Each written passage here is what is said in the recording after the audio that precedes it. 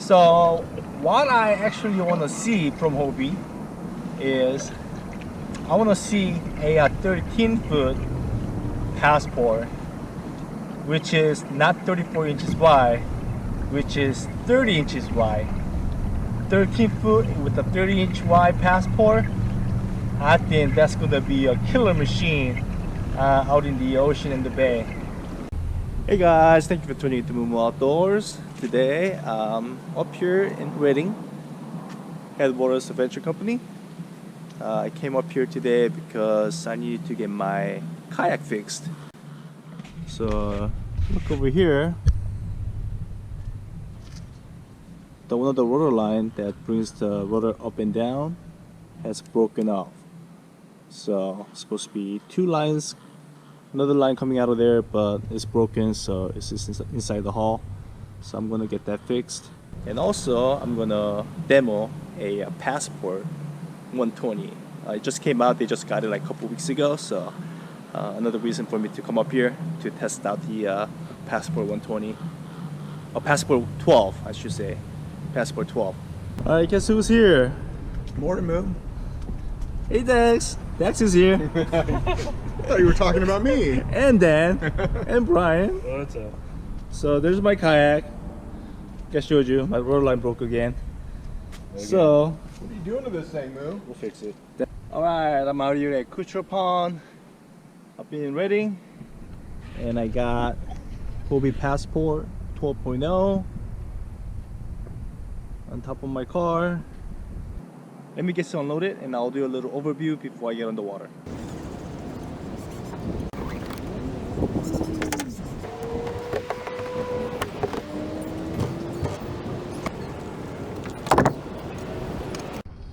So here is the Passport 12.0. Comes with the Mirage Drive version 2 with the ST fins and a lawn chair style seat. The seat goes right on there, and you can just simply lock it with that. And there's these straps on either side. You basically clip it into here, and same thing on this side. Clip it into there. So this kayak is 12 foot long, 34 inches wide, pretty good size width, and a really simple design. And this one goes for $15.99, I believe, and they have two different color. This is light blue and white, and the other one is yellow and white. Starting from the bow, you got a handle here, a little storage area with the bungee cord.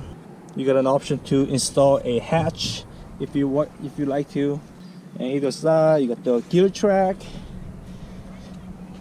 You got your handle, side handle either side, and your water control, your steering here.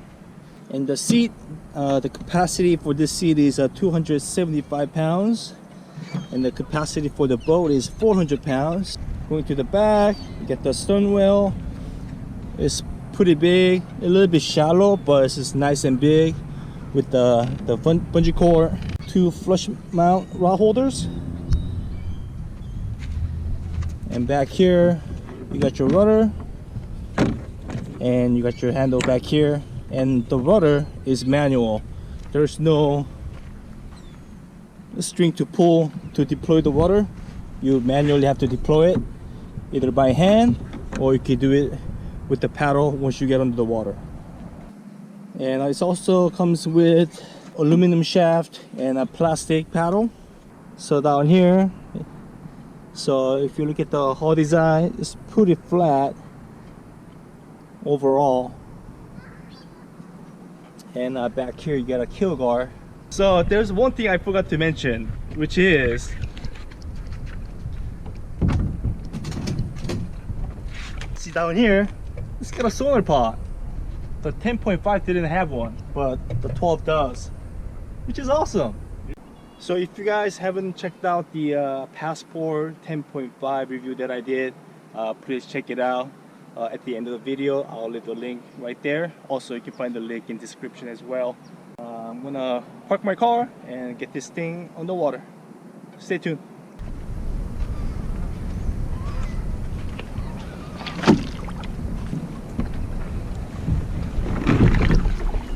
All right.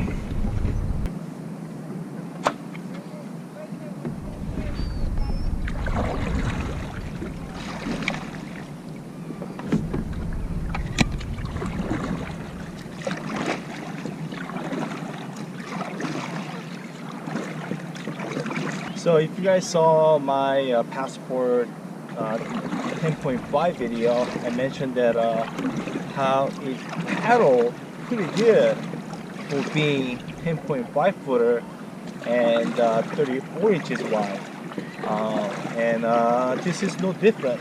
Obviously, it's got extra foot and a half, so it's gonna paddle even a little better than 10.5. And I don't have the rudder down right now, and the traction is okay. It's not the best, but it's not bad. And same thing with my Hobie Revo 13 without the rudder down. The traction is not that great, but good enough to keep your rudder up while you're surf launching or surf landing in those scenarios, and this is no different. I don't know if it's because of the weight of the boat. It feels like this paddles better than Outback.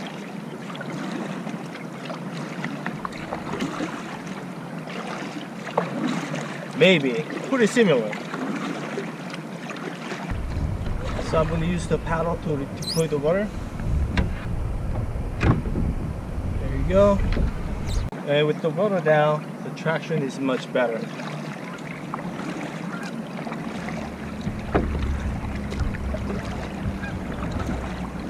So why do I talk about paddling on a pedal kayak?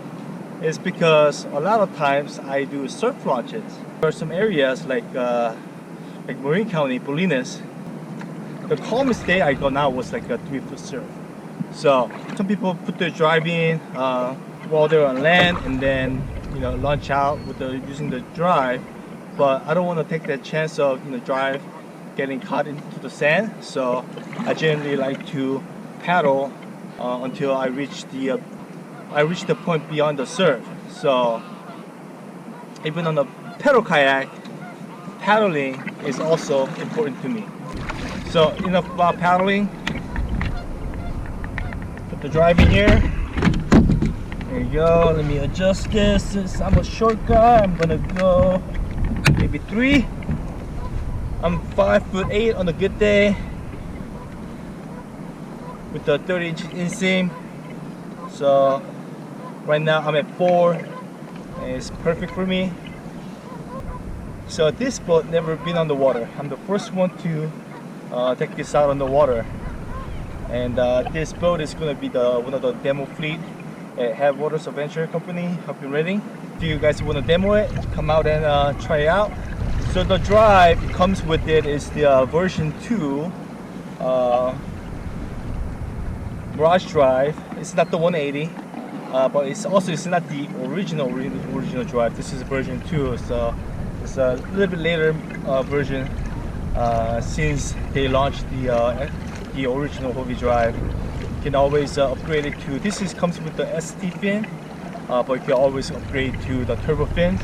If you haven't watched my Passport 10.5 review, please check it out, because I was actually really surprised how this kayak performed, how the 10.5 performed, and at the time when it came out, I was like, 10.5 is great, but I think 12-foot boat is more versatile. I personally know somebody who has a 10.5. He launches out of Bolinas against a 3-foot surf. I'm not knocking 10.5, but 12.0 will perform much better. That extra 1.5 foot length, that means you have a little more deck space. That means you have more stern wheel space in the little storage area in the front and the bow is bigger. It's gonna be a little bit faster than 10.5. Just gonna perform well against the swell and the surf and all that. As far as the affordable pedal drive goes, I actually recommend 12.0. If you're gonna be mostly on lakes, rivers, 10.5 will just do great. But if you want to be a little more versatile, go out to the bay, go out to the ocean, just pay a little bit more money, and you get more versatile and more capable kayak. And just like I said, with the 10.5, the standing up is no issue. Stability is no issue. So it's got that 34-inch wide, and it's also got the little padding for standing as well. So before they came out with the Passport 10.5, and now they have Passport 12.0, their most affordable kayak was Compass. I actually personally like Compass more than the Outback mainly because of the weight. Compass weighs 68 pounds without the drive and without the seat, compared to Outback that weighs 89 pounds.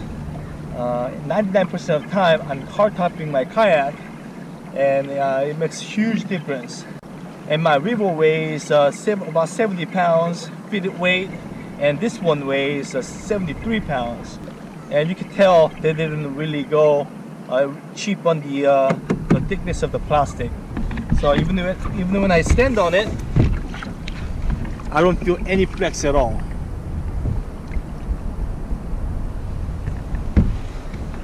Because a lot of the lower end kayaks, when you stand on it, you feel a little bit of flex to it, to the plastic. But not with this one. Solid.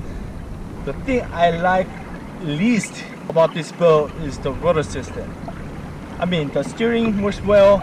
I have no issue with the steering, but to deploy the rudder, you have to do it before you get on the boat with your hand, or you get on the water and you use your paddle to deploy the rudder, which is not a huge problem, but I like having that option of being able to deploy the rudder and stow away the rudder instead of using the paddle. So being 73 pounds, you can lift over your shoulder and car top it easily without much issue. Turning radius is good. It really turns. And the drive, this version 2, is a solid drive. My Revo 11 has got a version 2. It's a really good drive. It does not have the reverse, but if you want to get the non-180 drive, the version 2 is ready to go, because they made a lot of improvements from the version 1. So if I were to spend less than $2,000 on a pedal kayak, this is the boat that I would definitely consider. This is a great pedal kayak for under $2,000, especially for $1,599. It's light enough to car top it, and it's got the 400-pound weight capacity, even with that 275-pound weight capacity on the chair. Solid plastic and a solid drive. As always, thank you guys for watching. Please like, comment, share, and subscribe. If you have any questions about the boat, please comment down below. Stay tuned for more. Go outside and enjoy the outdoors.